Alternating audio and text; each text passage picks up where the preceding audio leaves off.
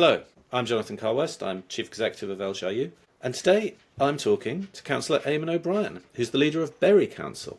Councillor O'Brien is born and raised in Bury. He was first elected to the council back in 2014, and he became leader in May 2020 at the age of just 28. He also leads the Technical Education and Skills portfolio for the Greater Manchester Combined Authority, while sitting on their executive board and on the Greater Manchester Integrated Care Partnership Board. So he's a player across the city region. And in addition to all of that, Councillor O'Brien works for a national charity and set up the UK's first student-led food bank in central Manchester. Today, we're going to be talking about Bury Council's transformation journey as it works towards a goal of becoming a borough with higher than average economic growth and lower than average levels of deprivation. Now, key to reaching that target is a focus on neighbourhood-based public services, on town centre regeneration, carbon neutrality, investment in digital infrastructure and skills. So a whole range of things that in my view are kind of right at the cutting edge of the sorts of things councils are doing to implement transformation. So in this conversation, we'll be getting into some of the details, but also exploring some of the motivations, some of the challenges, and the impact of this strategic shift across Bury's neighbourhood. So I'm really excited to get into that. Eamonn, welcome. Thank you for being here. Very happy to be here, Jonathan, and you've outlined in a very quick way a lot of work that we're trying to do, so that's great. Well, I'll let you outline it in a less quick way. But look, before we get into that, I was just wondering if you could tell us a little bit about your journey into local government. So we've heard that you were first elected to the council a decade and more ago. What led you, quite a young age, to sort of wanting to put yourself forward into local government? Well, I was always interested in politics from about the time I was in college, and I don't come from a political family, but I was interested in talking politics and studying politics at the time at my local college, and I'd always kind of thought that I'd have a sort of almost academic interest in politics, not really ever putting myself forward, not really standing for anything. I didn't get involved in student politics, but I was a member of the Labour Party and I was a campaigner and I was out there. And when you're a student, I think you sort of, especially during the coalition years, it was quite a sort of political time. And there was lots of change happening and lots of things that I didn't necessarily agree with. But it was really my involvement in setting up and running one of the first Trussell Trust food banks. Obviously now there's lots of them, but back in sort of 2012, 2013, it was a relatively new and unknown concept, this idea of food banks. And because we were doing it in the centre of Manchester, pretty much one of the poorest parts of the country, we were dealing with issues that were very complex, but were all about how very vulnerable people dealt with the state.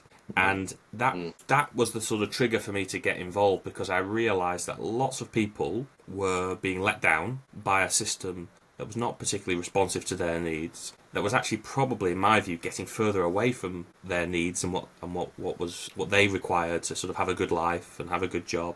And whilst there was lots of complexity in it, and there was lots of reasons for people coming to food banks, for me, I thought I can have the academic interest in it, and I can try and do what the food bank does, which is sort of get people out of a crisis, but it was not going to try and fix the problem. It was not going to try and solve it at its root cause. And so after a few years of being a campaigner and an activist and helping out in local elections and general election, I sort of was finally asked, well, have you thought about standing for your local council? I must admit at the time I knew very little about what that meant and what it would lead to. It sort of all came together just as I was finishing my undergraduate years and thinking what to do now, and it all kind of came together as a result of those different experiences and ultimately somebody asking me to do it. So I'm really interested in you coming into local government with that slightly an outsider's perspective, with a sort of fresh set of eyes, but with a focus on sort of solving problems on people's lives and on the ways in which the interaction between people's need and the state perhaps didn't quite work. So I'm really interested in how you sort of took that perspective into local government. Can you tell us a bit? I mean, 10 years on, you're leader of the, not quite 10 years on, you become leader of the council. What's your vision for Bury? But on a people level, and then we'll talk about the council, but at a people level, what's your vision for Bury when you think about the sorts of people you were dealing with way back then? Yeah, I mean, I think when it comes to how we're trying to change people's lives, it is trying to recognise, well, what are the building blocks to a good life? And for me, the building blocks are, you start with somewhere to call home. So, back in the day when I was in the food bank, we were dealing with lots of people who were not necessarily street homeless, but they were in temporary accommodation, they were sofa surfing, they were really unsure about, where they were going to live, where they were going to sleep that night. And that is a pretty fundamental thing. So for me, it's about, you've got to start with, you've got to have a decent place to call your home. And that can be in lots of different ways. It doesn't mean everyone gets a sort of nice, big, detached bungalow up in the hills of Ramsbottom, but it does mean that you have a safe and secure place for you and your family, and especially if you've got children. It's really important to give people that. So for me, it starts with getting that. And then you think, what's the next building block there? Well, the next building block is, for me, having a good job. So we've done a lot in our council about promoting the idea of good work, of, the real living wage, of good terms and conditions, of supporting people to have flexibility around work. Because if you've got a good home and a good job, they are two pretty good foundations for being happy and being healthy, and ultimately, I think, passing that on to the next generation. So for me, I think it starts with a good home, a good job, and then you can start to build on top of that many, many other things. So they are things, absolutely, as a council, that we can play a really key role in. And also, I'm sort of seeing it from a Greater Manchester level as well. So, trying to look at all those different levels now we've got. But it starts with getting those basic building blocks of a good life in place. That's interesting. And you've talked a bit about the role of the council in that. How has the sort of vision of the council's role in establishing those building blocks, how's that changed in Bury? What's been the sort of transformation journey for the council? How would you say that's different now to when you first came into the council back in 2014? Well, I think traditionally Bury was a place that just kind of was in the middle. Someone described it as a sort of little microcosm of Britain. It's got areas of wealth, it's got areas of poverty, but it's not defined by either of them. It's kind of defined by the population in the middle. It's got areas where we have a lot of diversity, but it's also got areas of fairly traditional white working class communities. It's got a little bit of rurality up in the north of the borough, where you've got these nice Lancastrian rolling hills, and yet it's also got suburban kind of city centre fringe places, looking towards Manchester rather than Bury. So it's a place that kind of has, I think, a little bit of everything. And in that sense, when times were probably more stable for local government, I think Bury just ticked over. It was a nice place to live. It was a relatively, well-managed council. It never had any particular crisis. And I think in that regard, when it did enter a period of real challenge, so when austerity started to really hit, and when it looked like it wasn't just a case of belt tightening, but actually we were going to have to really transform what councils did. The problem for Bury was, I don't think it was massively sort of prepared for that mentally, and sort of the culture of an organisation. So I think if I was being really honest, by the time I joined the council and started to get into, the cabinet and other things, I think the council was quite slow to adopt a transformation plan, and quite reluctant to. What were the challenges then? What were those sort of cultural barriers to transformation? And how did you, before we get into what the transformation is, Sure. how did you start kind of unpacking some of that and breaking down some of those barriers? I think what we noticed was a lot of people had said, well, we're used to being a pretty lean council, so what we'll do is we will just, we will balance the books for the next year by cutting the salami slicing approach, and that will get us through it, because there was a perception, I think, on reflection, that we didn't really need to change because we were already sort of value for money, we were already, managing things. And as I say, nothing was out of kilter, that we were kind of in the median, and that would probably mean we could survive. And there was a view back then, wasn't there, that a lot of people think, was this now that people think, well, things will go back to quote-unquote normal, which was, it's a lean couple of years, we'll salami slice a bit, and then things will go back to how they've always been. Absolutely. I think if to give them a bit of the benefit of the doubt, I think if we had been told in 2025 you're still going to be making cuts, pretty substantial cuts every year, it probably would have drastically changed the conversation. But instead we were sort of told, it's a bit of belt tightening, it's a bit of austerity, and basically, well, the deficit will be gone in a few years and will be kind of a new normal, but you'll just do slightly less than you used to do. I think if we had been if we'd been probably more alert to the risk that 15 years of cuts was going to be the reality.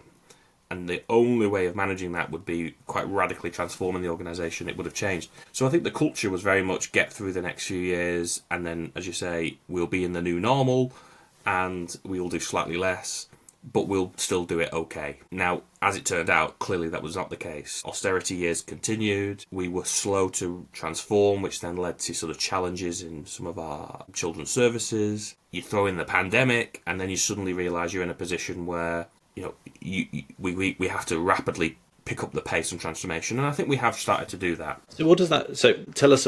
Let's get into that then. Tell us about. We've used the word transformation a lot. Mm-hmm. What does that mean? What are the sort of elements of transformation? What do if people in other councils are thinking, I recognise some, a lot of that sort of context. Well, okay, but what? Okay, transforming what and how and where does it take us to? So I think fundamentally you start from a position about what is driving the costs for your council? What are the biggest demands on your service? And as typical to most places, it's in our social care services. It's starting to appear in our part of the world in housing. I know in many other parts of the country, especially London, housing is already a major challenge. We're now starting to see that kind of come through. So what are your big demand drivers? And how does your organisation work to address those? And as I say, in that traditional approach, you would say, well, that's children's services' job to deal with children's services, and adult social care. Well, people get older, they live for longer. We're just going to have to accept that we do more of that. And I think instead now what we've recognised is our transformation journey is much more about recognising how do you intervene as early as possible, how do you prevent as much as possible, and how do you recognise that the council itself cannot do that alone. That fundamentally, to achieve that, the council has a very central role, it has a leadership role in that, but it has to rely much more on the voluntary and community sector. It has to rely on much more of our residents doing more for themselves. It has to think a lot more about how we deliver services and where we deliver those services. And so our transformation journey is much more about doing things locally, so much more in that neighbourhood setting or in that most appropriate location. It's about doing things in an enterprising way, so trying to do it in a creative way. Forget the we've always done it this way attitude.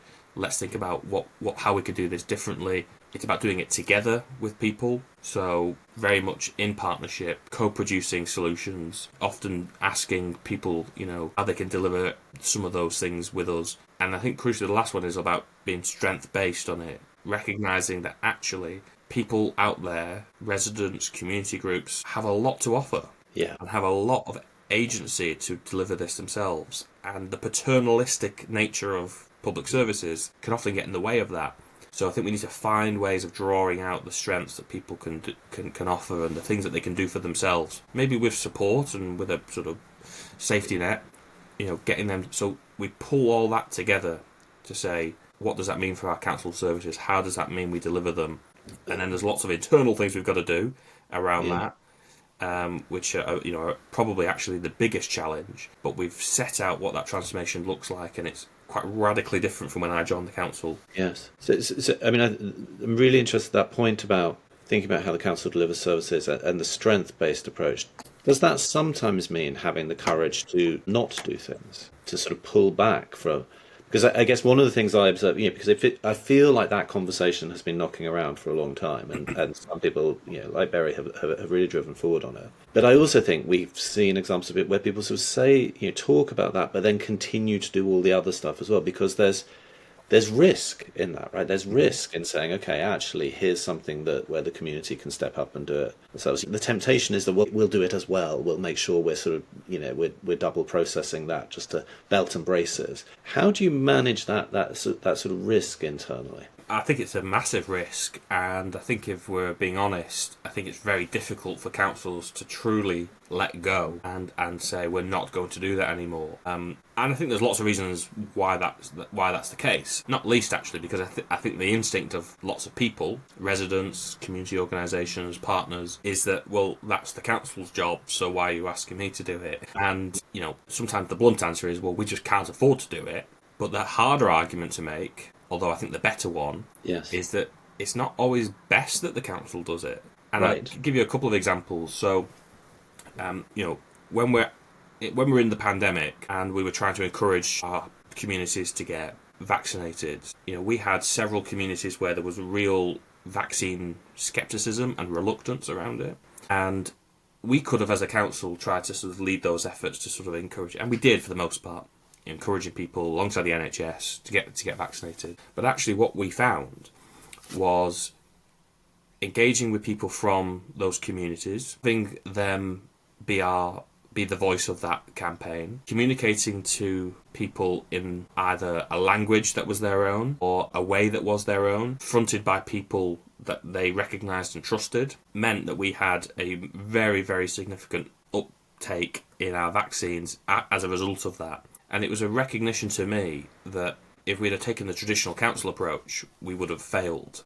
Yeah. And that actually what people want to see sometimes is, things done much closer to them and their daily lives and the way that they work. And we try to apply that lesson now on a lot of our council services. It's still a journey. There's still much more we can do in that space. And there is an expectation gap still, but that is the plan. But it's interesting talking to you as the leader of a council, because this in the end is about leadership. It seems to me that there is a vital role for our elected local politicians in that. It has to be councillors who are leading that conversation about what the state can and can't do, what the expectations are, what the mutual responsibilities of citizens, communities, the council are. That has to be politically driven, doesn't it? Well, it does, because we can often find ourselves in a position where politically you end up just being sort of spokespeople for the bureaucracy of the council. And I think that's something really worth avoiding, because whilst inevitably you have to communicate things that the council does, and that's not always popular and it's not always positive, it would be much easier, instead of having, in our case, 51 councillors, it would be much easier just having a comms team with 51 people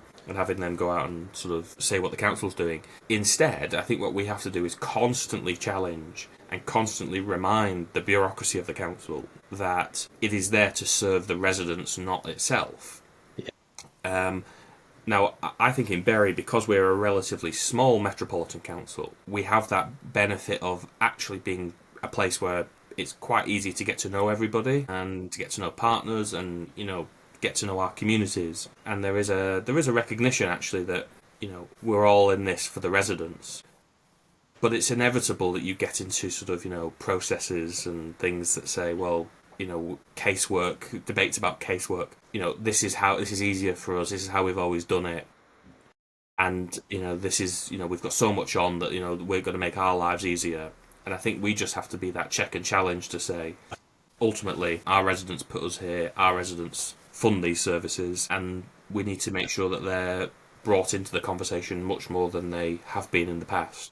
And that's a constant process, right? I'm struck by, across a couple of things you've said, when you talked about, the context that the council operates in changing both through austerity, but also 15 years on. That's still, when you've talked a lot about transformation as a journey, but I'm interested. You're not, I think, talking about it as a destination. It's like a journey. You have to you're never going to finish this. You have to constantly keep moving forward, keep making the case, keep checking. So there's something about building in that permanency of the approach. There is, and that is one of the challenges, because people get exhausted by the change, and they get burnt out, I think, by almost a constant sense of, efficiencies and workforce restructuring and, the next budget round coming up. And obviously that is exacerbated by the fact that we've had no certainty around budget planning for more than a year for a long time. So just moving to a 3-year budget settlement, as we've often argued, and you're well aware about, will make a little bit of a difference, because it'll just give a little bit of certainty for people to work around and start planning their futures. So there is a real challenge, I think, in the workforce of councils generally, of people being sort of exhausted by constantly having to zero-based budget and constantly having to sort of go back to the drawing board for more cuts and efficiencies and other things like that. But at the same time, I think that's why it's really important that we have a really clear and ambitious and positive vision for the place, so that we can remind people, yes, you're ultimately having to make a saving. Yes, you're going to have to look at changing, doing a restructure and losing jobs. But it's all contributing to making people better off. It's contributing to that idea that we're going to reduce deprivation and drive up growth at the same time. I know that you've set a strategy through to 2030 around that. So so that's the point, isn't it? It's about we're on a journey. We've got a vision. Tell us about that 2030 strategy. Yeah, so 2030 was well, it originated pre-pandemic, so it was sort of right at the start of the decade. We thought, in 10 years' time, let's create a sense of certainty about Bury. That didn't start very well. I was about to say, great start in Yeah, 2020. exactly. You foresaw all of that, I'm sure. So that was a few years of trying to figure out whether the thing we've just spent a lot of time on was worth it. But it was, because ultimately, despite the pandemic, the mission hadn't really changed. And whilst the pandemic definitely made it tougher, it also in some ways actually made it a little bit easier to make some of the changes, because it forced people to work very differently. It forced people to break down the silos. It meant people were... That's something I've heard from lots of councils, that the silver lining, if there was one, was that it did move us into a space. And whilst you can't work in that environment 24/7 for 10 years, it also showed what we can achieve if we have a really clear driving force and mission behind our work. At that time, it was responding to the pandemic and all of the things around it. But for us, Bury 2030 is still our aim to be, by the end of the decade, it's not one of those strategies ultimately which is about let's make Bury perfect by 2030, but it's a recognition that much like you were saying there, what's the journey we want to be on, what's the trajectory we want to be on. Well, ultimately we want to be a place that is delivering inclusive growth, that is growing, that is delivering economic growth, housing growth, creating more jobs, but good jobs and good housings to such an extent that it's reducing deprivation at the same time. We think the two are, very much hand in hand. They have different areas, but they are very much interconnected. And it's a recognition that if we can say Bury is a place that's going in the right direction, that is, because plenty of places don't. Plenty of places go backwards, or they deliver growth, but it's uneven growth, and it's concentrated in one particular place, and it's nice and shiny, but next door to it, you've still got places that are, very, very deprived. Yeah. We're hoping to sort of be a pioneer in that sense of how does a town, or a borough of towns, flip that story of decline, which has sadly plagued many parts of the north of England in particular. Yeah. So if we can be a place where you can see deprivation going down, so that means basically, life expectancy is improving, school readiness is improving, the quality of our education is better, jobs are increasing, workload is going down, and at the same time, we're building houses, we're creating jobs, we're improving our transport system, our skills system is much more open and accessible to everybody. But those are the measures through which we're trying to say, in 2030, if we can say, over the past decade, despite all the challenges that have come our way, we are growing and at the same time reducing deprivation, then I think we can be pretty proud of what we've done. We won't have solved every problem, and it definitely won't be a linear journey, but it will be better than it was. And there's a preventative kind of agenda at the heart of all of that, isn't it? Yeah. Because essentially that's about building. This goes back to your earlier point. It's about building resilient, capable communities who need less support because they're doing well for themselves, because they have those foundations, those building blocks, those things that enable them to get on in life and stay healthy and prosperous and but self-actualized, fulfilled. Well-being. It's the hard. Tell us. Yeah, well, just to say, because we had one resident say there was a piece of work. I can't remember exactly what it was for, but it was working with some of our most deprived areas. And the headline from the piece of work was, "I was born poor and I'm going to die poor." And we used that as a bit of a rallying cry to say, nobody should have that as their prospects in life. There will be people born poor. There'll be people being raised, poverty, missing out on huge amounts of opportunities. But we need to be able to sort of identify that and intervene effectively enough so that they can actually then succeed. For us, that was a wake-up call that even in parts of Bury, which is generally seen as a sort of not too deprived, not there are still communities within Bury where that is their reality. We've got to try and fix that. So tell us about the Let's Do It narrative. How did that unfold, and how does that relate? So Let's Do It. So it's a bit of a nod to one of our daughters of Bury, which is Victoria Wood, who had her slightly risque kind of. Yes. But we thought fairly deliberately that because Bury had been quite a traditional place, and because it had sort of been one of those places that kind of kept its head down and quietly got on with things, we needed something to kind of almost energise the discussion around this. And I think if we'd have gone in and said, we're going to have a transformation plan and, it's going to set out, a series of behaviours and principles, I don't think it would have particularly excited anybody. So we wanted something that was a little bit out of the ordinary for Bury, something that was a little bit, going to make you pay attention to it. But crucially, was also going to have something at its heart, so it was not just a meaningless phrase. And let's do it as ultimately as it says. It's a call to action. It's got the apostrophe in it. It's about let us do it together. It's trying to encompass all of what that is, and it pulls together those principles of local enterprising together and strength. Let's do it. So we're trying to establish what are those principles, why are they important, what do they ultimately mean for you and your role in the council, and then the crucial bit is the doing it. So then let's go and do it. So we spent a lot of time in those early years just defining what we wanted to do and how we wanted to do it. Because the temptation is to rush straight into the doing it. And if you do that, I think the risk is you sort of do put the cart before the horse, and you don't necessarily bring people along with you. They just kind of carry on doing the day-to-day job.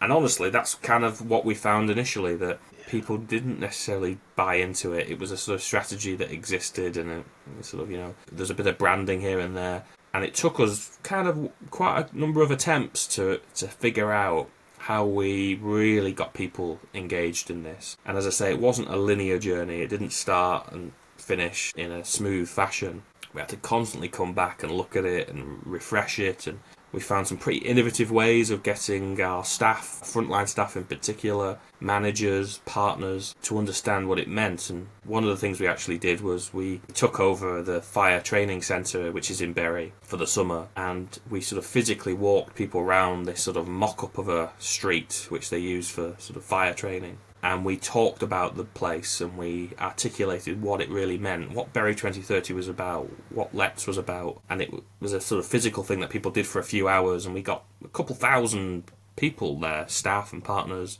It was a really big effort. And it's interesting that, after sort of 5 years of really trying to get Let's do it in people's mindsets, when we had our peer review, they reflected that, everybody was talking about Let's do it, and people knew what it meant, and they could articulate examples of what it meant in their daily life, and it can apply itself in so many different ways. Yeah, and it took a long time. But it captures that transition between taking your time, working out what you really want to do, but then moving into action. At the end of the day, it's the do it, and it's the it's all of that. Yeah, it's very clever. It's trying to pull it together, and it's a recognition that I think we would have all preferred just to have said, this is what we're going to do, now let's go and do it. But the truth is, you're working across a complex organisation. People have worked a particular way for a very long time. In Bury, we're blessed with having lots of people who've worked at the council for a long time. The challenge with that is that to then offer a sort of a new way of working and a very quite radically different way of doing things naturally creates a sort of reluctance and a sense of unease and almost a bit of scepticism, actually. So, as I say, we actually did what most people don't do instinctively, which is spend that time with people, working it through, embedding it as a sort of genuine call to action rather than a sort of branding exercise for a strategy. No, that's really powerful. And it took time. It wasn't, like I say, it wasn't linear, but we did learn a lot from it, and it helped us actually develop our thinking on it as well. And I think we're now in a position where, okay, we've got 5 years left to deliver on 2030, but we've spent those first 5 years sharpening the axe, so to speak, which is going to then make the job, I think, a lot easier for the next 5 years. Yeah. What was it Abraham Lincoln said? If you gave me 6 hours to cut down a tree, I'd spend the first 5 sharpening the axe. Absolutely. So, yeah. No, it's very slightly terrifying to realise that we are only 5 years from 2030. Well, exactly. I know. Can you tell, for our audience, explain the other thing I know you've been interested in is the Mockingbird Model. Mm-hmm. Can you explain that for us? Yeah, so we had an inadequate children's services, and that was largely because we had sort of allowed a sort of drift and delay in our services over time, and it sort of crept up on us.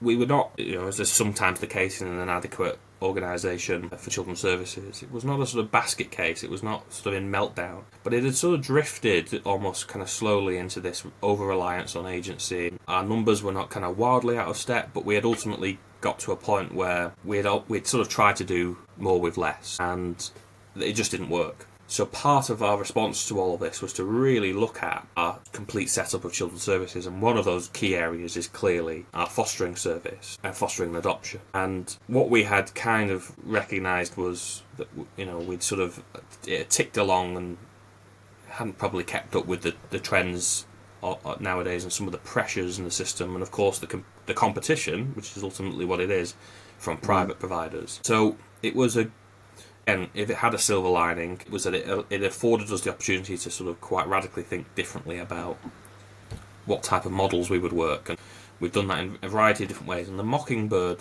model setup is ultimately about establishing networks of foster carers and parents, utilising the fact that we have some really great and very experienced foster parents out there who have a lot to offer. And very much, as I was saying earlier, about that idea of strength-based working, local working. You know, the council can deliver things, but who's best to deliver support and training to other foster carers and parents? Well, people who've done it for decades, people who've been there, done that. They've seen the challenges, they understood what it meant. So the idea is we utilise those networks of foster parents and carers and use them as a resource to establish training, to establish recruitment. Right. Yeah, amazing. And it works really effectively when you get that right, you know, when you get that set up. And so it's a sort of hub and spoke model. It's sort of people who've got something, they've got something at stake in the system already, helping one another. And again, it's that strength-based approach, isn't it? It's like, where are the strengths in the system? So, I mean, this is really great to see so much of this, by the way, recognised in the recent LGA peer review.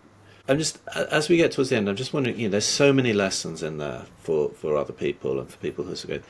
Is there anything in particular, perhaps around opportunities you missed or things you didn't do? Because, you know, I think there's loads of lessons in what you did, but is there anything else that you would pull out, perhaps for other leaders who may be earlier in this journey or at a different point in this journey? Are there any kind of key lessons that you'd pull out, or anything that you wish you'd done differently? So I certainly think that it's never too late to start. So, you know, we had to make up for a bit of lost time. And we you know, I think we're now in a position where we're doing some really good, innovative stuff around this agenda, and you sort of think, you know, I wish we'd have started this 5 years earlier, but we are where we are. There's no point sort of kicking yourself too much. So it's never too late to start it, but crucially, I think the important thing is you've got to bring everyone along with you on that journey. And I think one of the earlier, I wouldn't say mistake necessarily, but sort of one of the earlier challenges we faced was we thought we would establish it at the council and everyone would follow it. Well, the truth is that's not really how it works. People work in their own organisations, in their own ways. Even within the council, people do. So you have to spend that time bringing people together, pulling it all together, having people genuinely buy into what you're doing. And I think you've got to sort of recognise that that's quite a crucial part of it. Yeah. You've got to have something compelling at the end of it. That's the other thing. I think really giving people a clear sense of why they're working in this quite stressful environment, why they're sort of giving up their evenings and weekends sometimes to do their job, why they're sort of, you know, putting up with grief and challenge and scrutiny. Well, they're doing it because it's contributing to something compelling and inspiring. So you've got to bring everyone together around that, and you've got to just stick to it. You know, you've got to be willing to sort of reflect and adapt, but not never give up on it. And I think what I'm hearing is an emphasis on, you know, that this is a journey with multiple stages, and you need to be focused on where you're going, but you also need to spend time building the foundations properly, and you need to sort of move into action. And the risk is if you focus on any one of those bits and neglect the others, you don't get the momentum. You have to be constantly you have to have all those stages of the process in mind. Yeah, somebody described it to me the other day as, you know, you've got to be able to fix the plane whilst it's flying. And I think that is the challenge, because we don't just stop for 6 months and say we're not going to do council services anymore because we're doing our own internal reorganisation.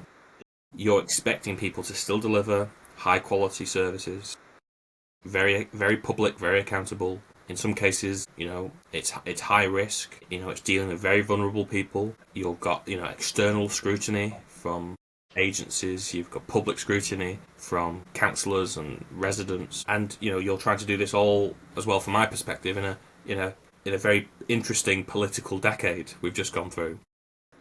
Yes, that's one way of describing it. So, let's hope the next decade's not as interesting. Well, I mean, just it doesn't look like it. No, quite. I mean, but just to sort of build on that to bring us to a close. I mean, I guess I'm interested just in your reflections on, where do you think we're going in the sector, and what are the key challenges and opportunities over the next, in as far as we can project. I mean, as you've said, things change very rapidly and very profoundly. But what are your kind of hopes and fears for the sector over the next few years? Well, I do think the new government is a clear opportunity to try and address some of the quite, I would say, external threats facing local government. There's no doubt about it.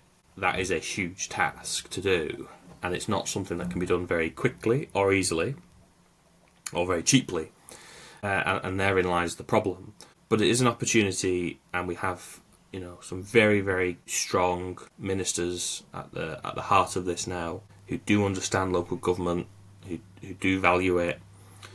But I think what we can't do is simply say, well, we'll sit back and let them fix it. We've really, as a sector, got to be in there, in the thick of it, coming up with the solutions, being open to innovation and new ways of working, being a bit patient, but also still being clear about the fundamentals that need fixing, being real partners in how we do public service reform. We haven't talked about it today, but a huge part of what we're going to have to try and fix is the health side of things, the NHS, because if we don't fix that, put it this way, you've got to fix that alongside fixing adult social care. They are two enormous things to fix. And, I think ultimately, if we're not, as a sector, if we're not open to those conversations, if we're not part of the solutions on those challenges, we will find ourselves 5 years from now still scratching our heads about how you fix some of these big problems and challenges in local government. So we've got to be, we've got to be out there, not with a begging bowl, but with an open hand, and a sense that we are willing to very much work with the government on this. Yeah. And I think we've got a lot to offer, because we've done a lot of this, but we've got to pull it together and remain ambitious. And I think obviously devolution is part of that. Yeah, and that's right. And our offer to government is a helping hand, not a sort of begging hand. They need. We often say at LGRU that national success has local foundations. Central government needs local government as much as the other way around, and that's the argument we've got to win. That's the argument we've got to win. That the only way the national government will deliver on its objectives is having a strong local government, local foundation. Growth is a great example of that. Governments can do big schemes, big projects, but what's really going to drive growth in this country is, those local communities, those local high streets, those local town centres. Absolutely right. Getting the skills system. Yeah, and we could make the same argument. We could make the same argument about well-being, about child poverty, about any number of other. So interesting. We are, as always, defeated by time. Eamonn, I'm so grateful, because I know that our members will find that, and others will find that really, really useful. So thank you for joining us. We really appreciate your time. For our LGRU members, we'll be providing even more resources on Bury Council's transformation journey, including their transformation strategy and a copy of their presentation on the Let's Do It approach, which is perhaps not quite as comical as Victoria Wood's original, but it's pretty inspiring. So do go and check all of that out at lgru.org, along with lots of other brilliant resources around local government information. But for now, Councillor O'Brien, thank you so much for your time. We really appreciate your insights today. Thanks, Jonathan.